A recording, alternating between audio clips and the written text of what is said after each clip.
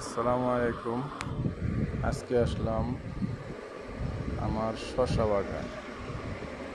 আমার টবের শসার চারা সুন্দর হয়ে পাইপ দিয়ে সুন্দর করে বেয়ে এখানে ছড়িয়ে যাচ্ছে এবং শাখায় শাখায় ফুল এবং গুটি হচ্ছে।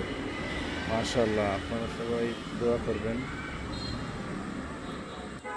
আর যারা পুরানা ছাদ বাগানি বা বাগান মালিক আছেন, তারা আমাকে ভালো ভালো পরামর্শ দিবেন আমার ছাদ বাগান কীভাবে যত্ন নিতে পারি,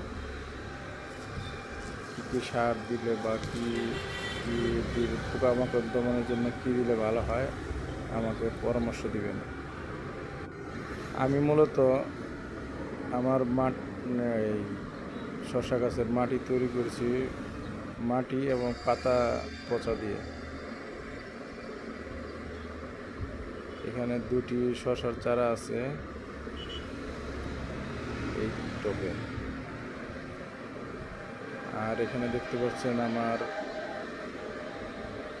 লাউ গাছের চারা। মাশাআল্লাহ, অনেক সুন্দর হচ্ছে। একটি 40 লিটার ড্রামে লাগিয়েছি। মাশাআল্লাহ,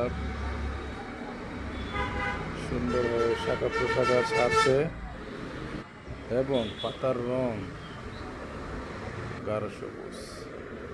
মাশাআল্লাহ।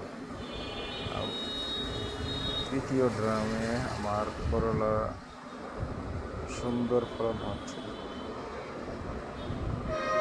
এখন পোকানাশক দেওয়া যাবে কিনা বা দিলে ভালো হবে,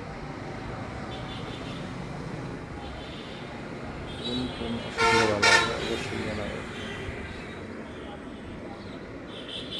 আর আমার চ্যানেলটি অবশ্যই সাবস্ক্রাইব করে রাখবেন, আমার চ্যানেলটি ফলো দিয়ে রাখবেন। আমার ছাদ বাগানের সুন্দর সুন্দর ভিডিও আপনাদের উপহার দেবো ইনশাআল্লাহ। সবার কাছ থেকে বিদায় নিচ্ছি।